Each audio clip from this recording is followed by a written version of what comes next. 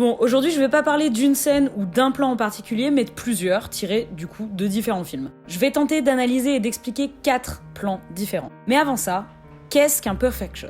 En français, on dirait plus un plan parfait. Il y a beaucoup de plans parfaits dans les films, et il est possible d'en trouver dans des films qui parfois sont pas les plus qualitatifs. Et en matière de plans parfaits, un compte Twitter est même dédié à ça, je vous le mettrai en description. Alors du coup, c'est quoi un plan parfait ? Sans trop m'avancer, je dirais que c'est exactement ce qu'il dit être. Un plan magnifique, purement esthétique, qu'on trouve au milieu d'un film, début, fin, peu importe.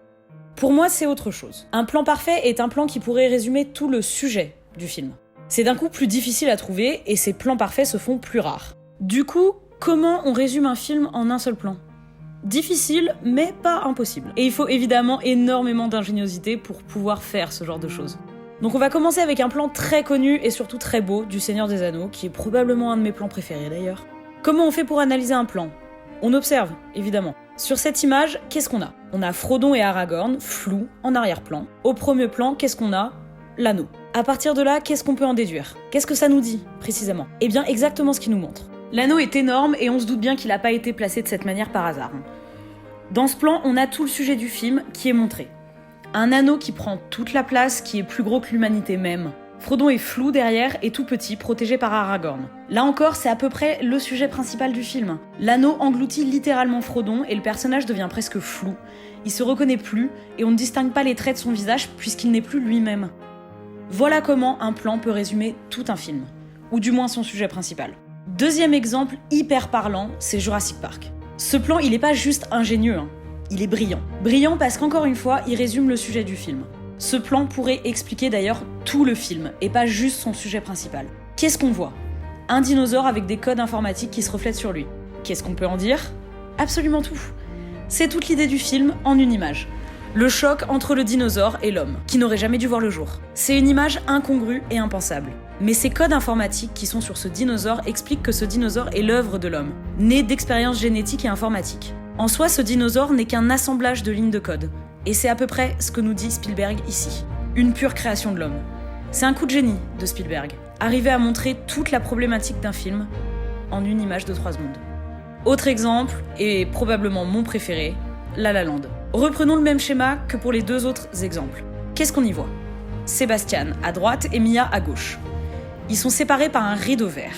Pour analyser correctement ce plan, il faut savoir que dans La La Land, le vert est la couleur de la rupture. Quand Mia, au début du film, elle rompt avec son premier petit ami pour retrouver Sébastien, elle porte quoi ? Une robe verte. Le code couleur des tenues de Mia veut tout dire durant ce film. Et ici, pour la 2e fois du film, on retrouve la couleur verte pour ce qui sera une des dernières scènes des protagonistes en tant que couple.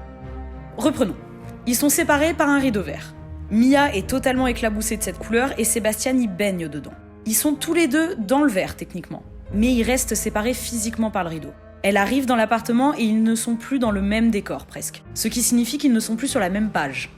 Il y a une séparation physique avant même la vraie séparation. C'est aussi un des sujets principaux du film, la séparation inévitable des 2 personnages. Si on triche un tout petit peu, on voit que sur l'image d'après, elle le rejoint dans la couleur verte pour chanter une dernière fois avec lui. Ils basculent alors tous les 2 dans la rupture et il n'y a plus aucune autre couleur que le vert.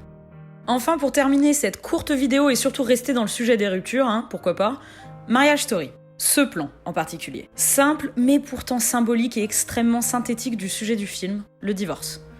Ce plan arrive vers la fin du film, si je dis pas n'importe quoi évidemment. Ils se sont battus durant tout le film pour un divorce qui est en train de les tuer financièrement et moralement, et enfin arrive ce plan. Je dirais même cette scène. Le personnage joué par Adam Driver vient aider celui de Scarlett Johansson à refermer son portail. Quoi de plus symbolique quand on parle de rupture ? C'est tellement simple que ça en devient brillant. Et c'est tellement simple que ça brise le cœur encore plus violemment. Les 2 personnages sont alors séparés par ce portail qu'ils referment ensemble.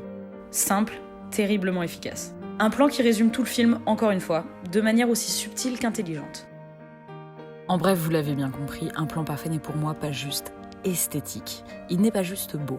Un vrai plan parfait est un plan qui peut résumer un film. C'est un plan qui signifie réellement quelque chose et qui raconte le film d'une autre manière. C'est ça que j'appelle un plan parfait. Et évidemment, chacun le traduit comme il veut. J'espère que cette vidéo vous a plu, je vous dis à la prochaine. N'oubliez pas de regarder plein de films, surtout en cette période de confinement. Ciao!